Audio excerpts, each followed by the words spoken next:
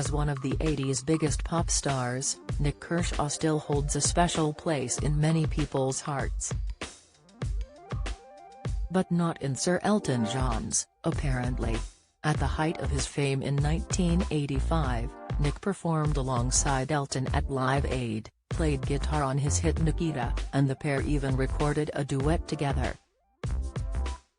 But Nik, a guest at Elton's wedding to David Furnish in 2005, fears he might not be as popular with the music legend after falling down his gifts list.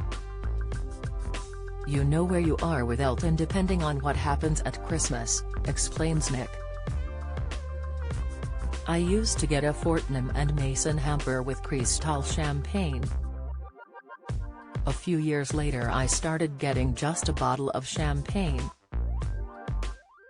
Then it was a personally written Christmas card, then a Christmas card that wasn't personally written. Then last year I got a wall. It was the first Christmas I didn't get anything from Elton. So I feel I've slipped down the ladder. It is a feeling he has had before." After bursting onto the pop scene in 1984, Nik became a global hit, enjoying more weeks in the UK charts than any other solo artist over the next 2 years. During that time he had 2 albums and 8 top 40 singles, including I Won't Let the Sun Go Down on Me. But just as quickly as he'd arrived, he disappeared, with his next albums flopping. It is something Nik, now 64, and about to embark on his first UK tour in 11 years, is surprisingly candid about. "You can drive yourself nuts thinking about that kind of thing," he says. "I never thought about why people were buying the records until they weren't anymore. Maybe the new songs didn't have the same appeal. I had 2 albums in 9 months, which was pretty nuts. Then the 3rd album I produced myself and I got a bit up my own backside doing that." Nik says he was not very good at being on TV and promoting himself, adding, "My management kept saying, 'You've got to do celebrity effing washing up or whatever.' I never did." He wonders if his sudden rise to fame sparked his massive imposter syndrome, never believing he was as good as his record sales proved. Nik says, "I 25 years with nobody paying attention to me and all of a sudden everyone wanted a piece of me." He says it was one of the reasons why he famously forgot the words to Wouldn't It Be Good at Live Aid. Nik recalls, "I got nervous before gigs, but this was absolutely terrifying. I forgot the words because I was near the end of the gig and I relaxed. Then all of a sudden there was a little bloke on my shoulder saying, 'You don't know the words to the end of the song.' And I didn't." He says it took 10 years to find the courage to watch the gig, adding, "But I have fond memories of those years. My one regret is I didn't stop to enjoy the moment more." The son of an opera singer mother and flautist father, Nik grew up in Ipswich, Suffolk, and taught himself to play the guitar.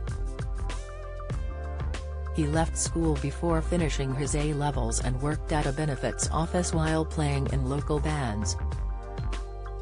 Nik was married to his first wife, Canadian singer Nik Kershaw, when Wouldn't It Be Good hit number 4 in 1984. But he did not indulge in pop excesses, saying, "I was quite boring. My wife came with me most places.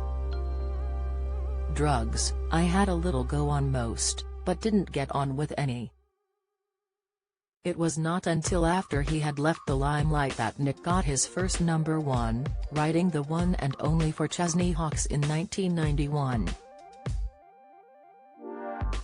But did he regret giving it to Chesney instead of singing it himself? He says, "Oh no, never. I stopped performing in 1989. I wanted to stay at home, write songs and watch my family grow up. Nik, who has 3 grown-up children, remarried in 2009 to wife Sarah, with whom he has son Theo, 12, and stepdaughter Renee.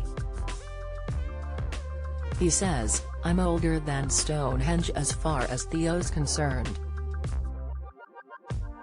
I'll be 70 when he's 18, that's the terrifying number.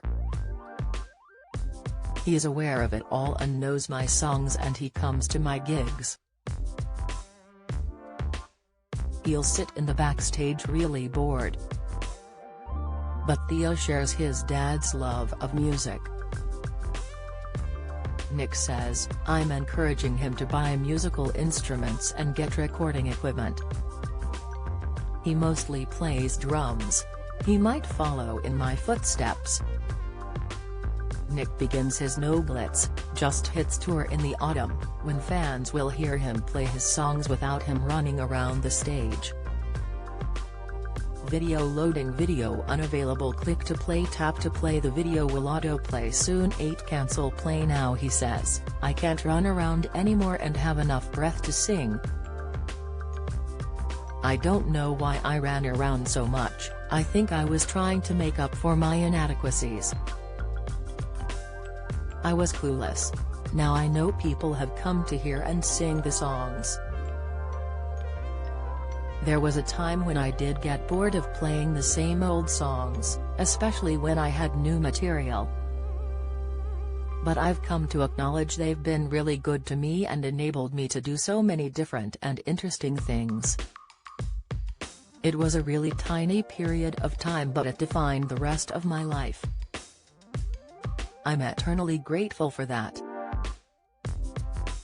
Nik Kershaw tours the UK in September and October. Tickets are on sale at www.nikkershaw.net.